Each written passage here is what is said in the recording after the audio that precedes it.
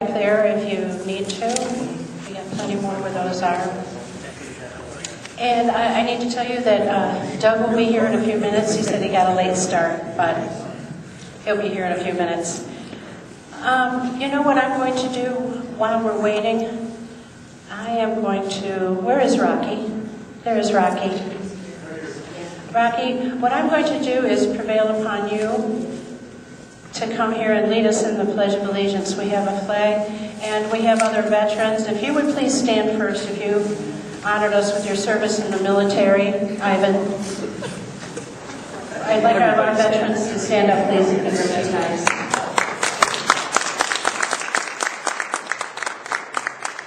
Because you all did what you did, we can do what we do. Now we can all stand for the Pledge of Allegiance. Honor you Allegiance. for that. Now, if the rest of you would please rise, we'll say that Pledge of Allegiance led by Rocky.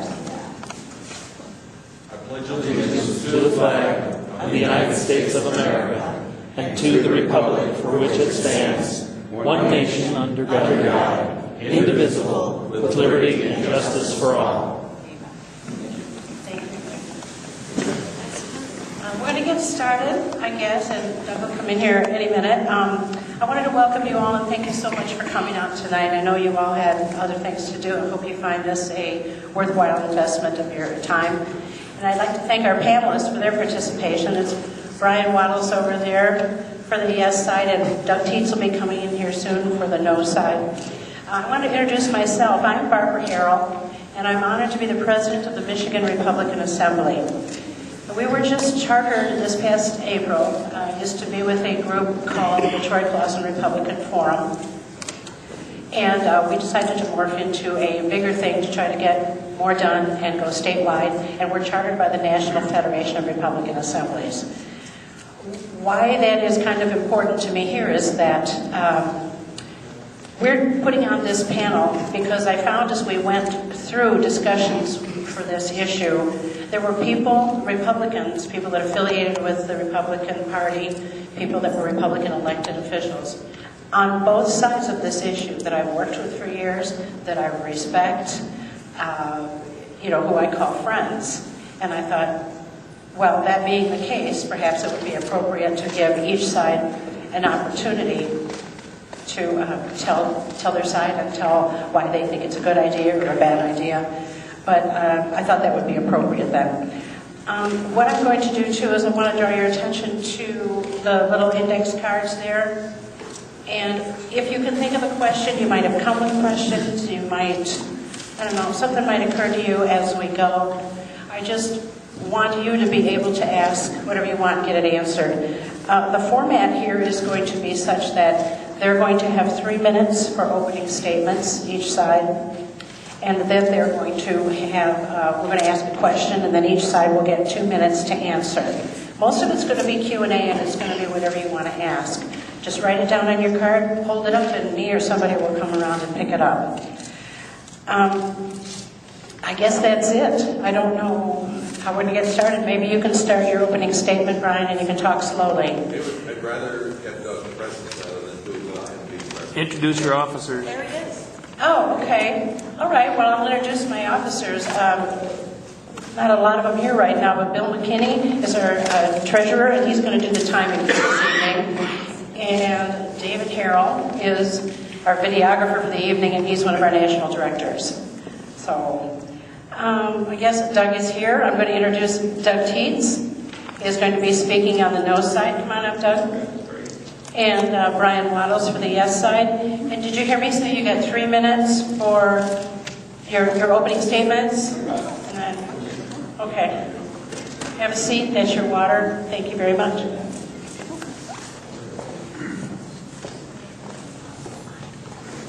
I knew I'd forget something if I didn't look at my notes.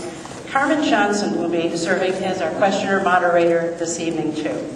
She is our immediate past vice president of TCRF, and I'm thrilled she could be with us. Thank you. Let's see if we You'll need to share that mic. You'll need to share it. It's not If on. we leave it in the middle, can Turn it on. Well, yeah. then we don't have to keep handing it back. Whatever works for you guys, you can move closer. Well, that way you won't interrupt each other. Have gloves and go to your corner. There you go.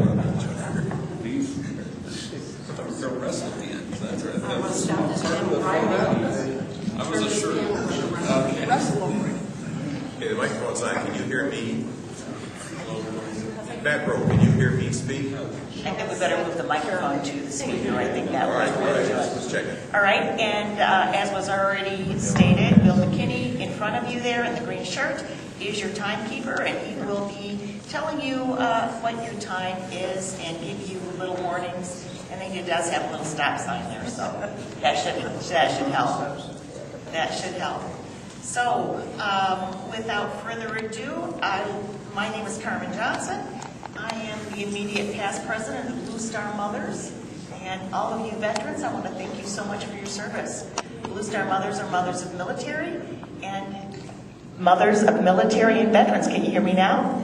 Yeah, so I wanted to get that piece in there because you all stood to represent your military service, and I wanted to be sure to thank you for that as well. So, without further ado, we have a 3-minute opening from each, and I'm going to ask Doug Teets if he would begin, since you are immediately to my left.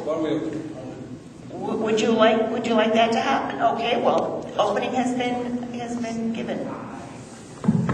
3 minutes, please. Yeah, I'm in favor of the charter amendment, basically to protect the green space at the Civic Center and any other green space. The microphone, What? please. Talk into the microphone.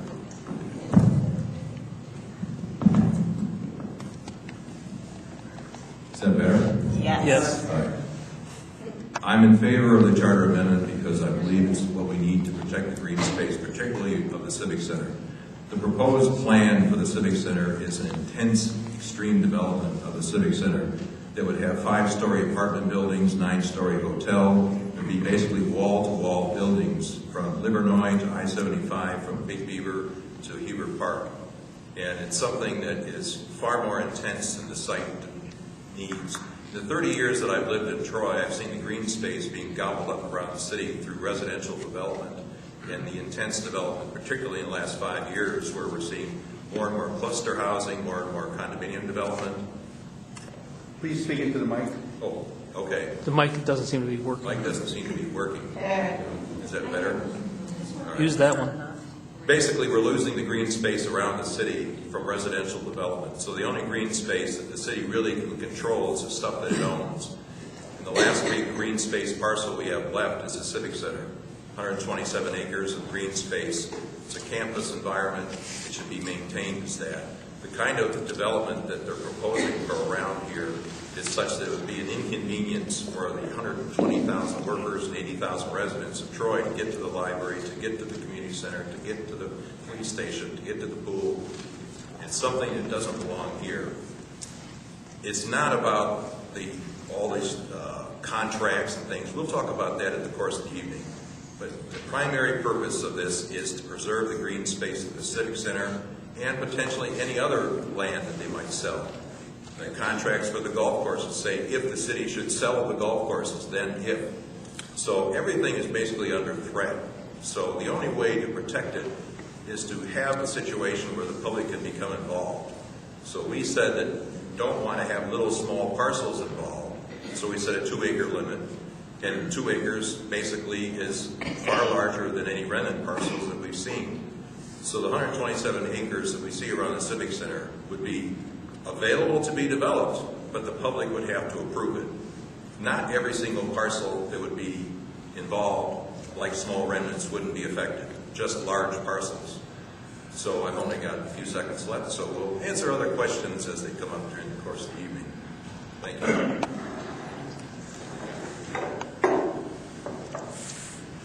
Good evening. How are we doing back there? Is this working? Maybe, no, a friendly nod. Thank you.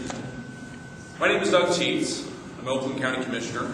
I know a lot of you through Republican politics and being engaged in the community. And tonight we're going to talk about the Charter Amendment. And the proponents of the Charter Amendment don't talk about the Charter Amendment. They talk about things like green space or civic center plans. But read the Charter Amendment for yourself, and none of those words are in there. Green space is certainly not in there. The Civic Center certainly isn't in there. Instead, a poorly written Charter Amendment was proposed to the people as a solution, and I think, as a solution to a theoretical development. Now, like a lot of you, I have concerns about the proposed plan. But this isn't the solution. The solution to the Civic Center plan is ongoing engagement and being involved in our community and expressing our concerns. Brian also brought up that he's concerned about seeing over the last 30 years the green space disappearing. I have bad news. Over the past 30 years, that's all been on private land and would not have been affected by the charter as outlined here. And I think the other fascinating part about this is we're not talking about what the contracts will be affected. Because of how poorly written the charter amendment was, those things will be impacted. Things like youth football leagues. And I'm sure that proponents will say, oh, you're exaggerating, you're being all political about this. Well, I got bad news. The football leagues agree. The football leagues are concerned. The village is concerned that their agreements with the city will be impacted. Now, we can all have all sorts of opinions, but you can only have one set of facts. And at the end of the day, the facts are clear that this will go well beyond some sort of civic center property. And I hear you. In fact, I'm disappointed that it hasn't been addressed yet through some sort of vote about the civic center plan. But this isn't the solution. And you can have all sorts of solutions. This isn't the solution. And as a Republican, I believe in small government. I believe in accountability.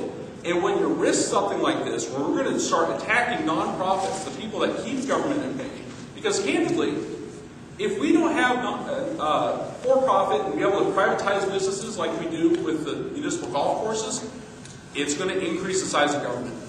And I don't know who's for increasing the size of government in this room. You may need to check your Republican ID card. But if we can win you over, I'll take your vote for the Republican Party anytime. All that said, I look forward to your questions. I think this will be a great opportunity to talk about the facts and actually what the Charter Amendment says. Thank you. Thank you both. So the first question I have is, will the Charter Amendment help promote or hinder Republican principles of limited government and fiscal responsibility? I'd like to start with Brian, please. Fiscal responsibility is a good one because the proposed development, at least the numbers that were published, had a $53 million infrastructure cost that would be borne by the city. Now, every time you bring up a number, they say, well, it's just a concept, just a proposal, but that's the number that was published and that's the number that was waved around out there. So when people talk about credit ratings and things like that, you've got to start asking, what would a $53 million infrastructure cost do to the credit rating? And that's the kind of small government thing that we're talking about here, which is the government getting involved in supporting a big private development like this by spending $50-some million to support that private development. So I believe in small government as well, but I believe that the government has a role in protecting the people's property, which is the land, not turning it over to private developers.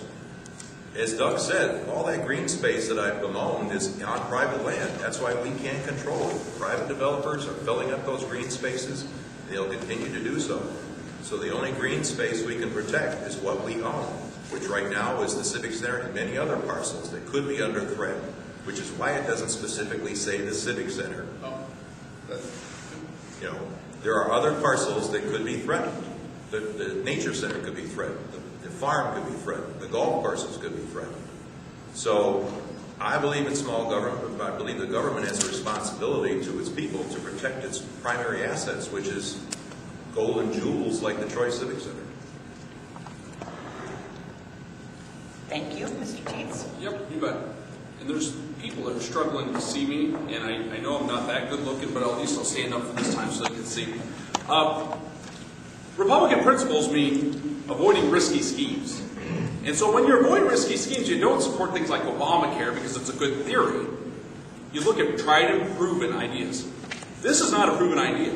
In fact, no other municipality in the state of Michigan, and from our research, Brian, no other municipality in the United States has this idea going on right now.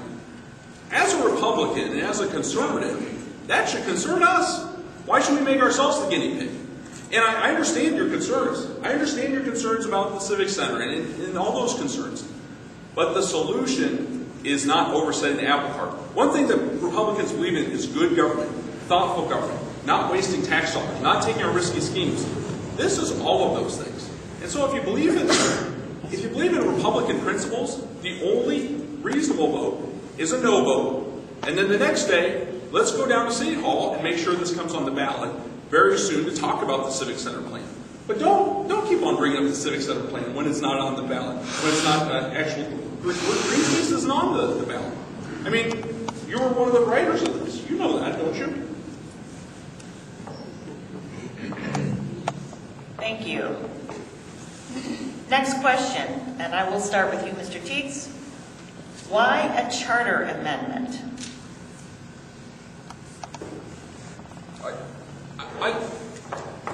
Ladies and gentlemen, why a charter amendment? I've been wondering the same thing. And one of the concerns I have also about this is, why no transparency?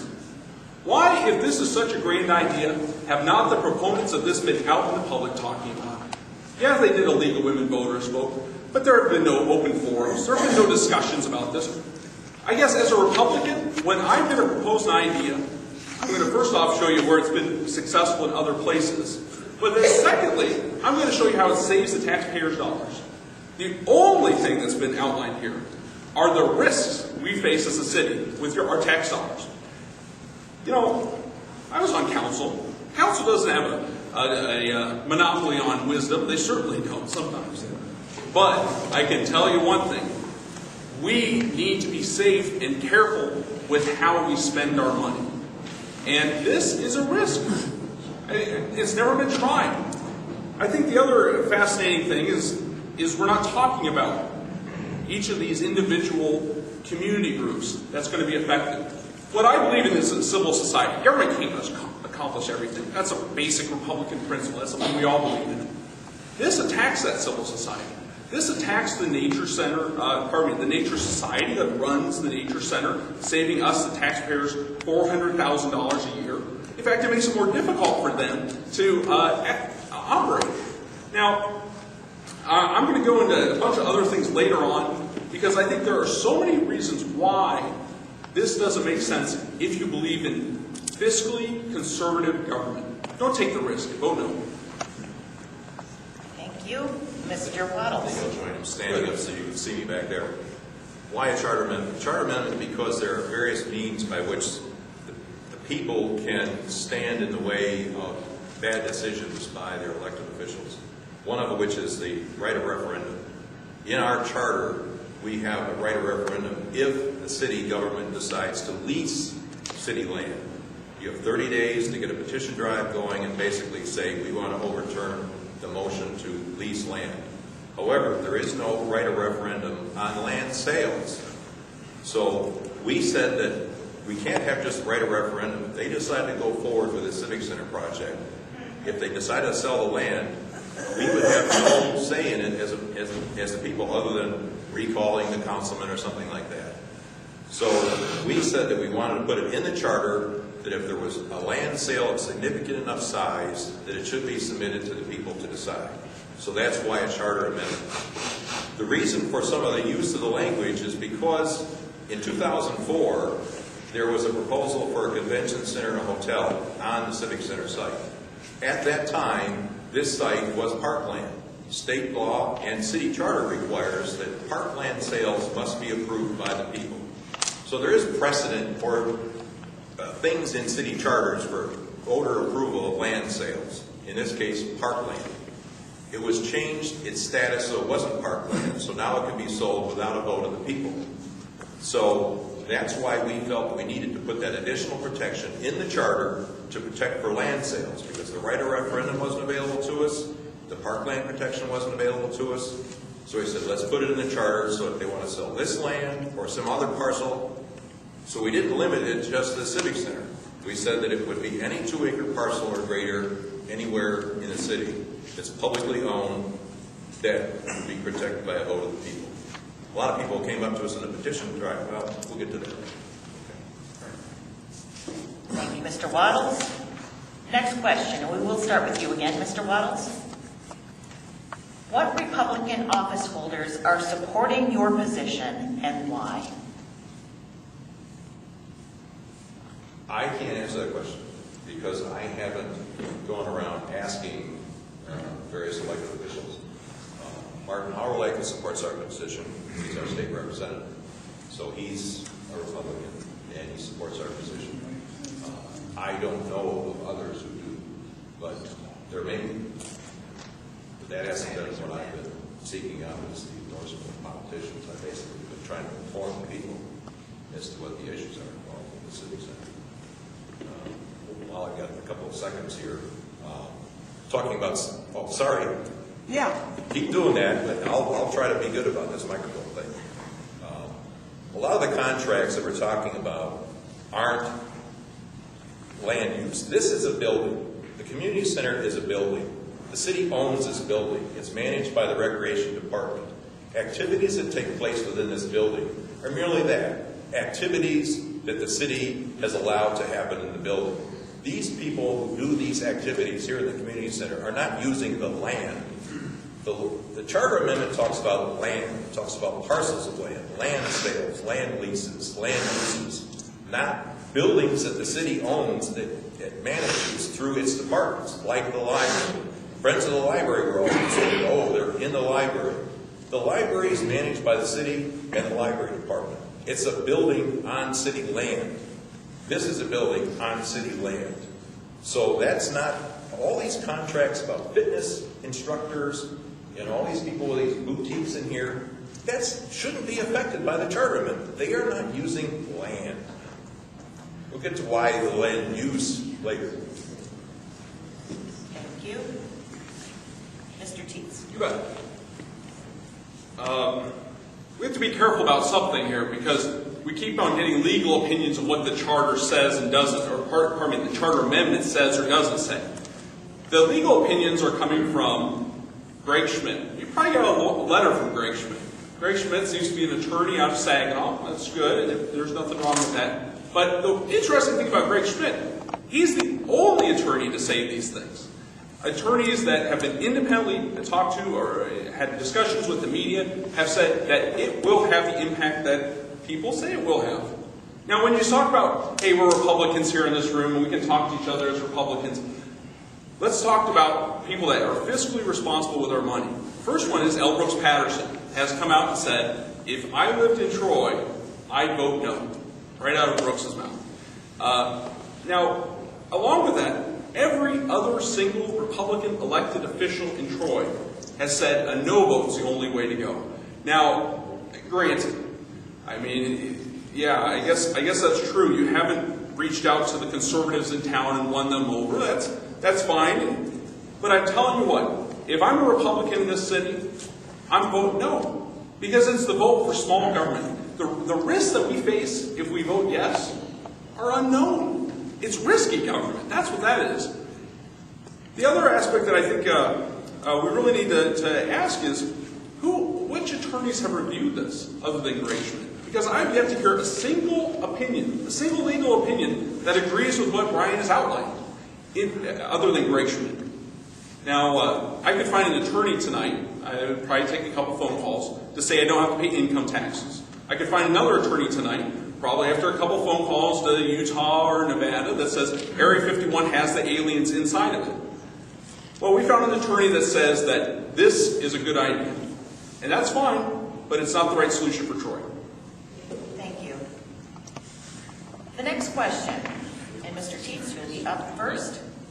City Council has said the management agreement with Billy Casper Golf, LLC, to manage the city's golf courses would require a vote under the proposed charter amendment. Is this true? And if so, explain why.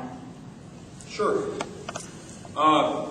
So the preponderance of attorneys have said it's true. In fact, every attorney that's been asked, other than Greg Schmidt, has said it's true. Am I an attorney? Thankfully, I am not an attorney. That's why people like, and no offense to attorneys in the audience. But I can tell you what, why risk it? Because here's the deal. If Billy Casper Golf goes, they'll go to the side. Well, who's going to run the golf course? Oh, I guess maybe we could sell it in a fire sale and get rid of it quick. But honestly, who's going to take over the golf course?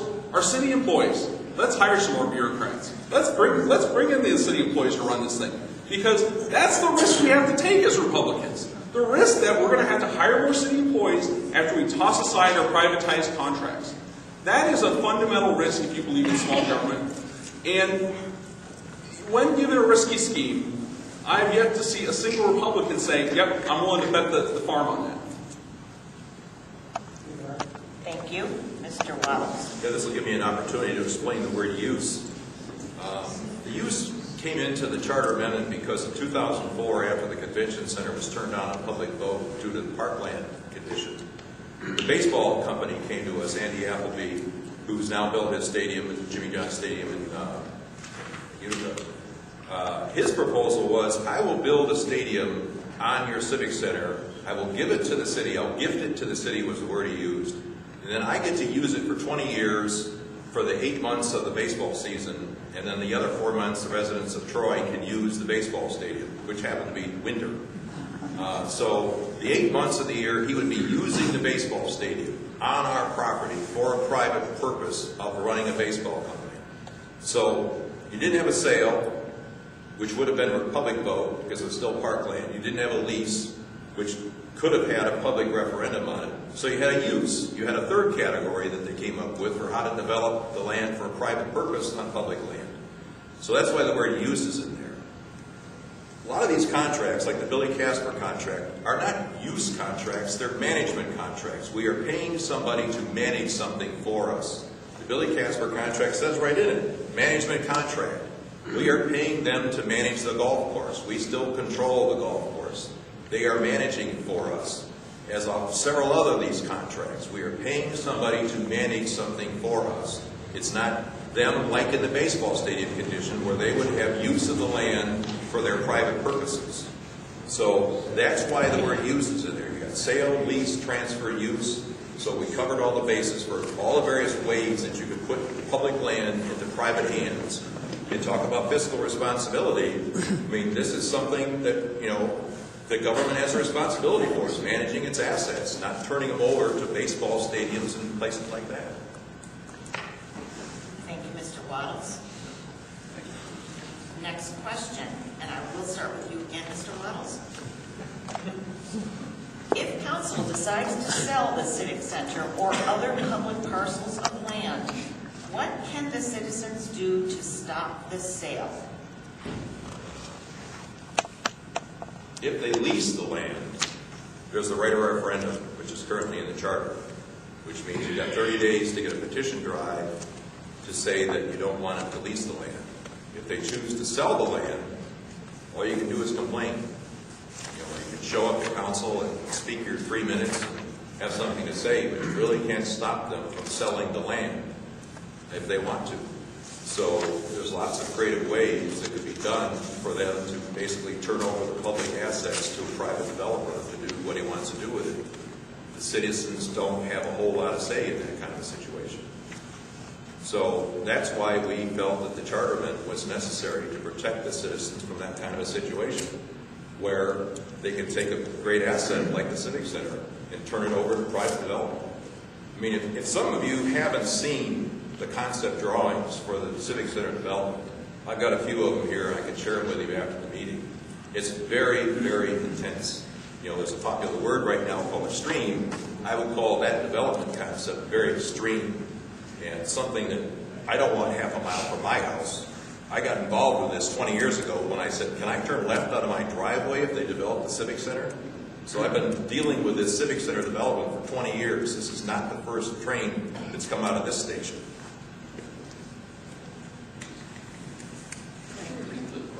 Definitely. If council decides to sell the Civic Center or other public parcels of land, what can the citizens do to stop this sale? Sure. Well, in a representative republic, which we have in the United States, Congress could sell Mount Rushmore. Congress could sell Yellowstone Park. I mean, representative republics can do all sorts of things. But I can assure you, out of goodwill, and it's a dark world that believes that council is going to sell the land tomorrow. And candidly, I'll be starting the recall effort on every single council member that wants to sell the land tomorrow. Because we live in a republic where there's communication back and forth. I see some council candidates in the room. I don't think part of their campaign is, I'm going to not listen to you. Maybe it is. I don't think it is. I think they'll listen.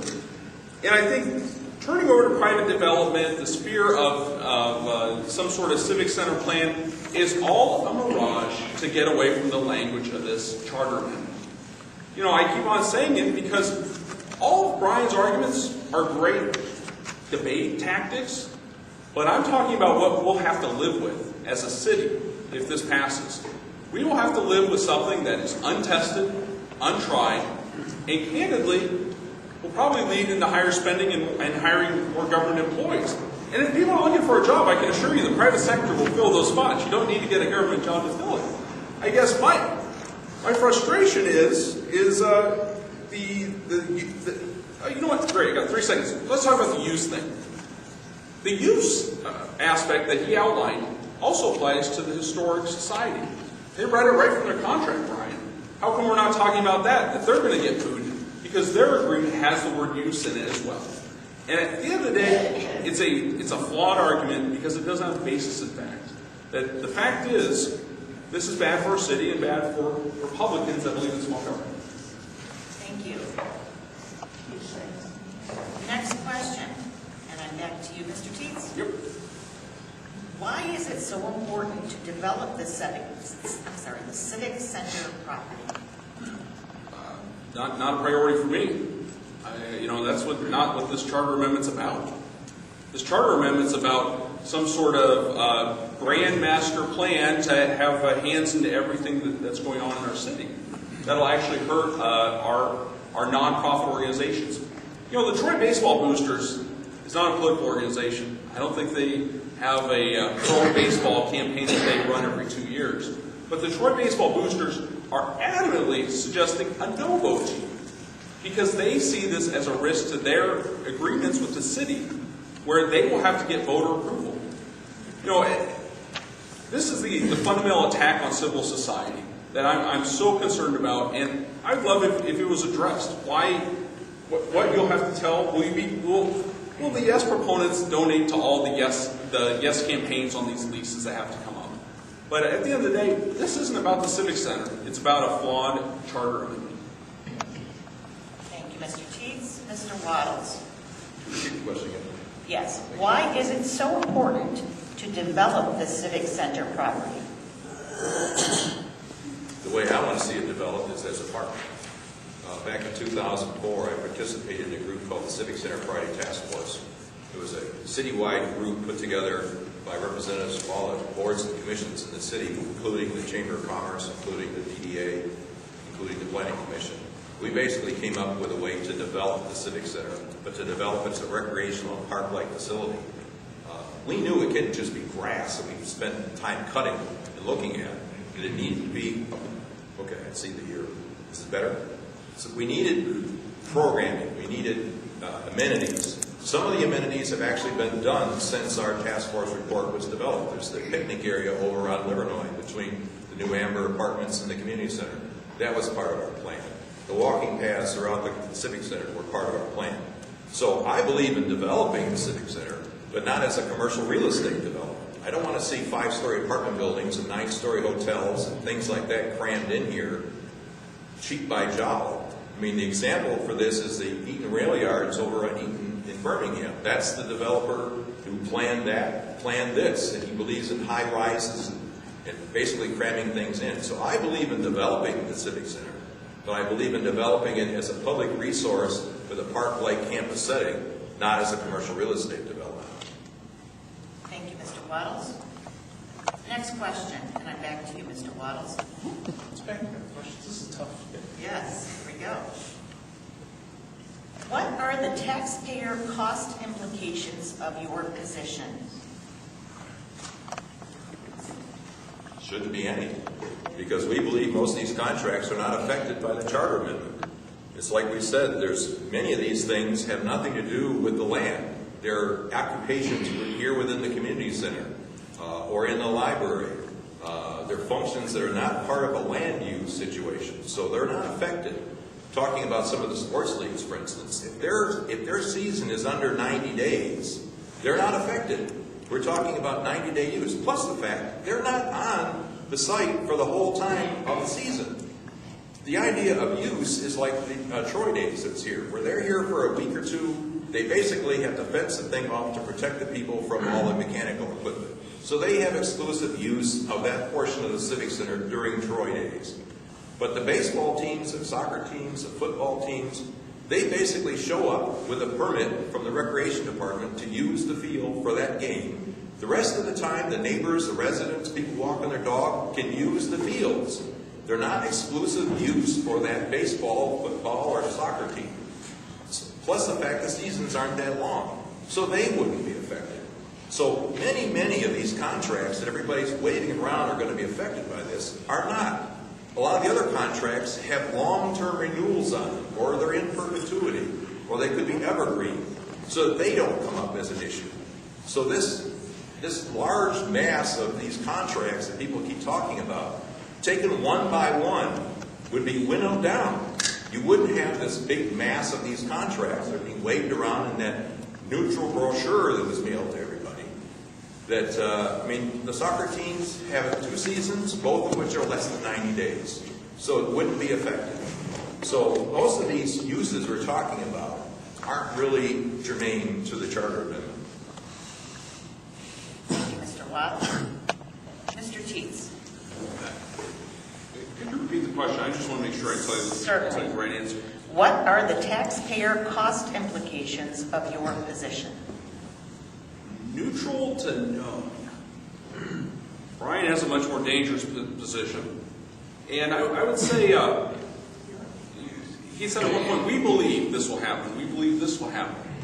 Well, those are good beliefs. But L. Brooks Patterson, former county prosecutor, and his legal counsel suggested they hurry up with their courthouse approval for their lease because they had concerns. Now, do we think L. Brooks Patterson is a fool and couldn't figure this out? That he's the one that's wrong? Because that's what you guys are saying. Secondly, the Attorney General's office has agreed with the opinion from the city attorney that, again, that this will have dire effects for our city.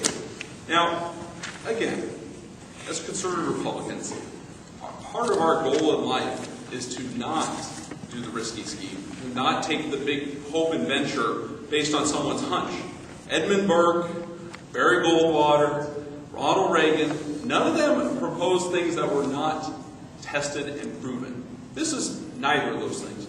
And so I urge you to vote no. Thank you very much.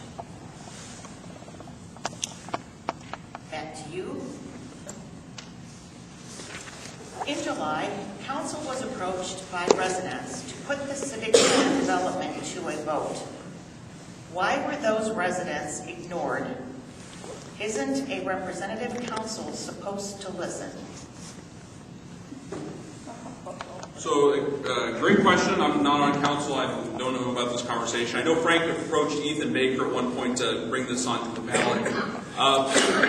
But at the end of the day, those are good questions for good government and making sure that people are paying attention. But the larger question is, how does that relate to this charter amendment? How does that relate to the risks that we're going to take as a city that might raise our taxes? And, we can have Brian talk some more about the Civic Center plans and his opinions thereof, but that's not on the ballot. That has nothing to do with the ballot. This is a land use argument and how we as a city will respond to change over time and if we will be able to continue privatizing. I think the big fear I have is that all the cost-cutting measures that happened over time will be attacked by this and be used to. Let's talk as Senator Republicans for a moment. What does government love? It loves to grow. It loves to grow. Every opportunity it gets, it's always looking for a new project, a new program. Throw a trolley on Big Beaver, whatever it may be, right? But the one thing I can assure you is this. This is an opportunity for government to grow. This gives the city manager a cop-out. Oh, the charter amendment. Why give them this opportunity? Because Brian says we believe this will happen? Well, there's the preponderance of attorneys, including L. Brooks Patterson and his attorneys, that say Brian's wrong. And I respect his opinion. But at the end of the day, do you take the risk? Do you take the risk that all the cost-cutting measures will be rolled back?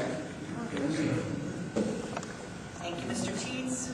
Mr. Waddles. I think the question related to why didn't council, put it to a vote, I can't answer because I'm not on council and I can't crawl inside their mind and ask why they didn't respond to the request for a vote. We can talk about, how this charter amendment came into being. It's because of things like that we didn't think that council was responsive in the sense of saying, well, we'll let the people decide if we're going to take 127 acres of civic center land and sell it for private real estate development. So we felt that we needed to act. We needed to act with the charter amendment process. The charter amendment was not designed to tie up all these other things. That basically came out of a legal opinion. It's like I said, I'm not an attorney, but I can read the English language. I'm pretty fluent in the English language. When I read a charter amendment, it talks about land. It doesn't talk about fitness instructors in the community center, training people in yoga classes, being affected by a charter amendment that talks about land transfers. So a lot of this stuff was blown up basically to cloud the issue, which is, does the city want to sell the land to turn it into a real estate development? So we had we weren't trying to tie anybody up with this stuff, and they talk about unintended consequences. It wasn't our unintended consequences. It was an interpretation by the attorney for how to read this. Like Doug said, there's different attorneys. You could buy a lot of attorneys to give you lots of opinions. But I read the English language. You can read the English language. Your voters read what it says. It says talking about land sales, land use, land leases, using land, not building activities. My time is up. Thank you, Mr. Waddles. Next question. And I'm back to you, Mr. Waddles.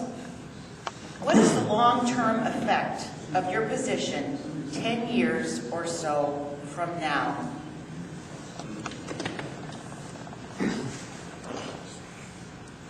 Well, the charter basically protects the city's legacy. When we did the task force plan, we talked about the Civic Center not as something as a plan to go out and get a purchase price on it. We didn't say, oh, here's our plan, go get a quote and build it. If you read the thing, the last paragraph written by Michelle Hodges, our former Chamber of Commerce president, said this is a legacy. And she advocated that we create a permanent body to basically oversee how this would be developed over the next 40 years. That this was a bank that we could occasionally dip into to create a public amenity. So we looked at the long-term thing. What I'm looking at is the long-term loss of the green space that they built the development that they're proposing. I mean, the green space is gone. Leases can be rewritten. Green space can't be replaced. The only people creating green space in this area is the city of Detroit. Every time they tear down an old house, they create green space. We don't have that in Detroit. We're filling up green space left and right. More and more density as we go. So we have to protect the green space that we own, that we control. The biggest portion that we control is here at the Civic Center. So that was the whole intention of this thing, is basically to protect the green space from being turned into a commercial real estate development. Oh, you don't need to applaud for me. Thank you. Please don't. Thank you. I'm honored. It's a joke. We're trying to keep this light, folks. We're all friends. Yeah, we are. Could you repeat the question? Because I don't think it was answered. Certainly. Yeah. What is the long-term effect of your position 10 years or so from now? It wasn't answered, and I can tell you why. Because we don't know. We don't know because no other city in our state, no other city in our country, to our research, has anything similar to this. And it kind of sounds like a broken record after a while. But that's the biggest, most concerning thing to a conservative Republican, is how do we try something that's untested? I almost feel like I'm debating with Nancy Pelosi. You'll understand it once you read it, once you have time after you vote on it. Well, that's kind of what we're doing. It'll work itself out, don't worry. Why risk it? You know what? If we don't think the council's accountable or listening, we should speak up. Where's the recall petition that we could start? Right? Believe me, people can be recalled to the city. If we don't think council is listening, why are we not uniting to speak up on these issues? You know, I hear a lot of words about the Civic Center. Again, Civic Center is not on the ballot. Green space isn't on the ballot. The land use is on the ballot. And the use of public land by privatizing and cutting costs is what's going to be a yes or no vote come election day. So, urge you vote no. Thank you very much, Mr. Teets. And I'm back to you. The question is, explain in detail how a vote no is for small government when a vote yes prevents government action until citizens permit.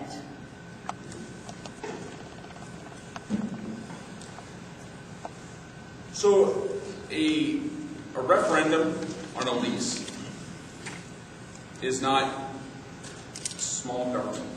Having a referendum on whether the Historic Society can use land is not small government. What is small government? What is limiting the scope and size of government and keeping it in a manageable, small way is keeping our pressure on elected officials. I get it. A lot of us have concerns about the Civic Center site and all that.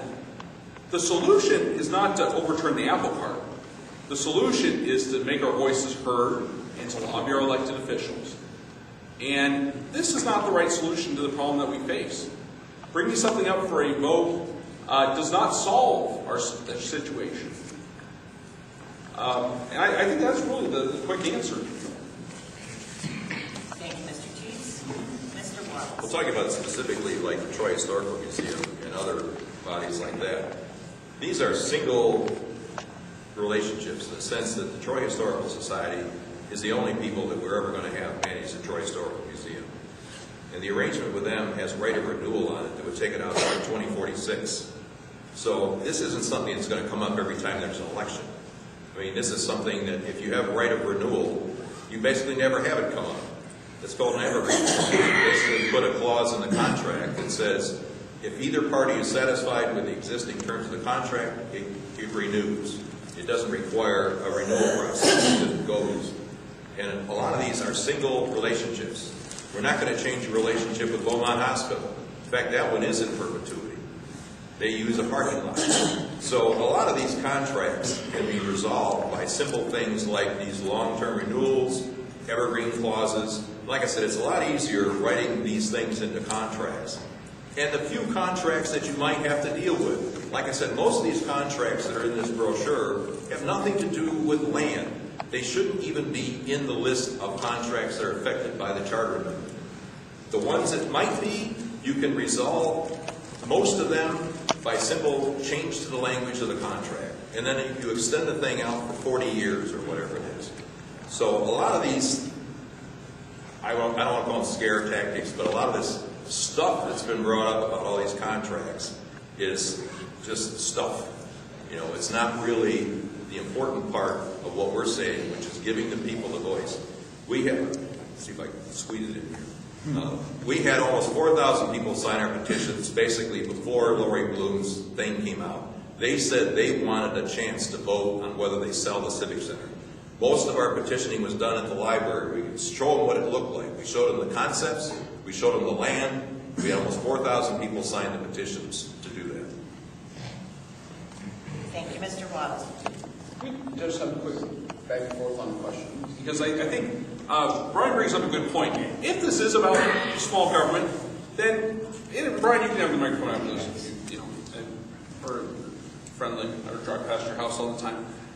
So if you do believe in small government, and Brian just outlined how contracts will be less accountable, because they'll be grandfathered and evergreen. So they won't even be reviewed for years and years. So there won't be any accountability, and things may change over time.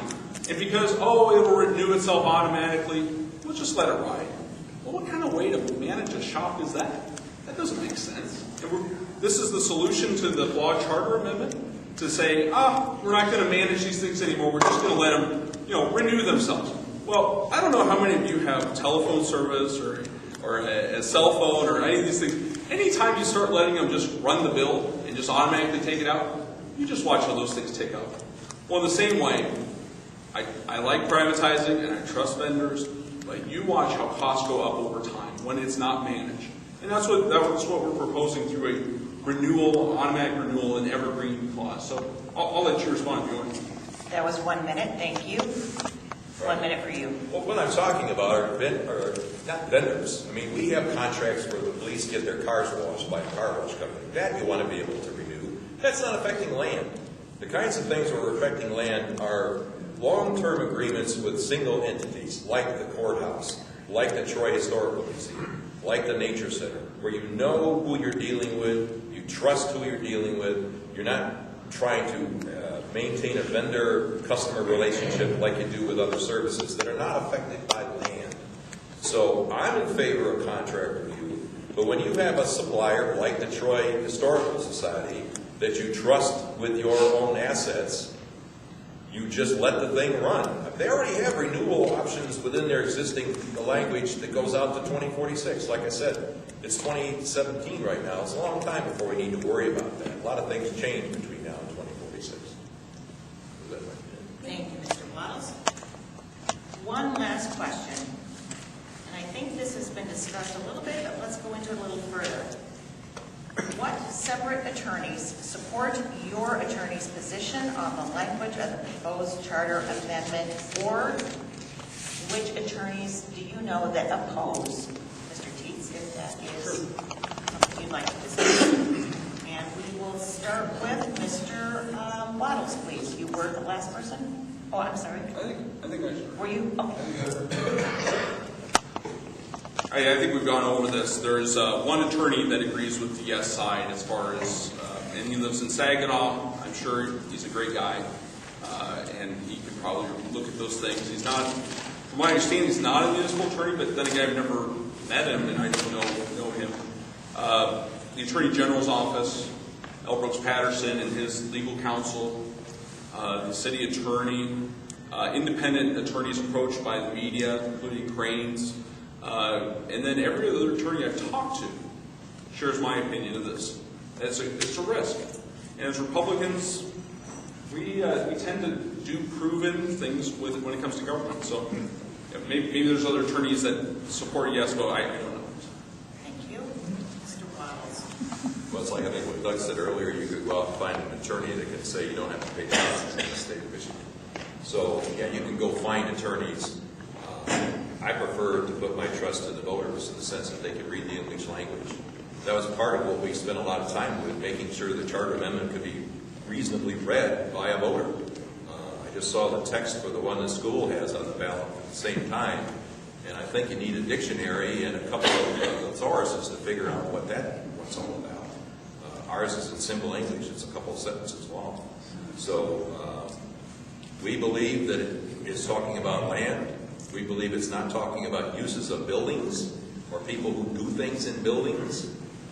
So, we leave it to the people to decide that they can use it as a tool to help protect the Civic Center and other land, not just the Civic Center, but other land the city might be interested in selling for private development.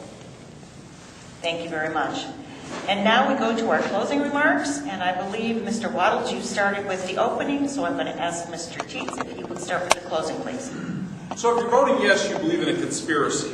You believe every attorney in the state of Michigan that I've outlined, they're all in it. They've all been paid off or agreed to this, or this is some sort of magical scheme. I don't think Bill Schuete's office is that. Why does L. Brooks Patterson have an interest in some conspiracy? These are all rational people that read pure plain language just like I do. And in my plain reading, and Brian, maybe I went to a different school than you did, that everything I've outlined is in plain English. I think as a Republican, the calm, reasonable Republicans that we are, we look at this and say the responsibility for keeping our government in check is on us. You can't just farm this out to a charter amendment. And the charter amendment will have a dire impact on the Civic Center. Pardon me. Yeah, it will have a dire impact on the Civic Center, and it will have a dire impact on every piece of land that the city has. Because we'll no longer be able to lease it out to youth sports teams. We'll no longer be able to lease it out in the same way. And you could try to discount the costs. You could try to discount these things. But at the end of the day, Facts are a difficult thing. You can have your own opinion. You can't have your own facts. And the attorneys have spoken, and I'm not a big fan of attorneys, but when all but one say one thing, doesn't it make you wonder, are you going to trust Brian's interpretation and Greg Schmidt's up in Saginaw's interpretation? So with that, it's been an honor. Be sure to vote. Find the most conservative candidate to vote for council. Get them elected. A lot of good people running. And it's always fun to be here. Thanks. Thank you very much. Mr. Waddles. Basically, vote yes. It's simple. I've been fighting development of the Civic Center for 20 years, primarily because I live right up the street. And I like the fact that there's green space here. I like the fact that we can protect it. I like the fact that it's city-owned, therefore we don't have to be worried about what a developer might do to it. I mean, there are examples going around right now. People came to us in the petition line and said, can't you do something about all that land that the school district just sold? They're clear-cutting it. They're putting in cluster homes. They're doing all this development. We said, that's the school district. That's not city land. The charter amendment wouldn't even protect that because it has nothing to do with school land. So people then were bemoaning the fact that they saw green space being erased all over the city. Developments that used to have one house and 2 acres now have 50 houses and 2 acres. So you're seeing just a tremendous loss of green space. And the green space that we can protect is what we own, which is right here in the Civic Center and elsewhere in the city that could be under threat in the future. So we felt that this was the best way to give the people of Troy the ability to protect the green space that they own, that they want, and that they want to be able to use as a community facility, not as a basic fodder for some real estate development to cram a whole lot of stuff into a very small space. So again, I urge you to vote yes. And if you want to see some of the concept drawings for the Civic Center project, if you haven't seen them in the paper, I'll share them with you after the meeting. But it's pretty extreme, in my opinion. Thank you. Thank you very much.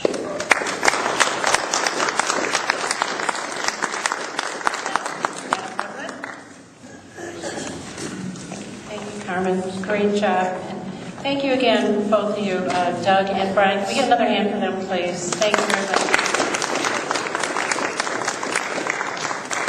Like we said, we can get you out of here in an hour, and I have a couple minutes.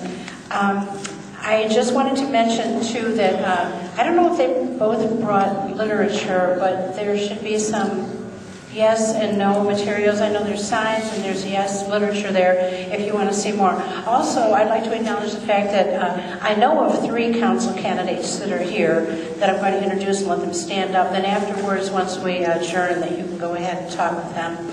We have Kumar Giri there. We have Mark Gunn there.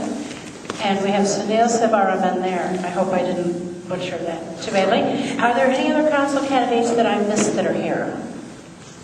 Stand up, say something? Nobody? Okay, well, thank you 3 for coming, and feel free to mingle and talk with them afterwards.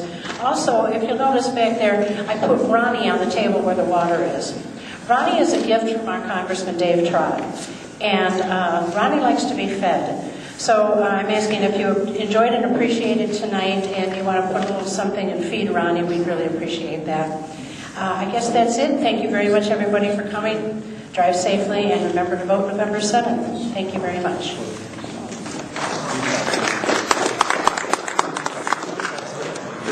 Thanks for telling me.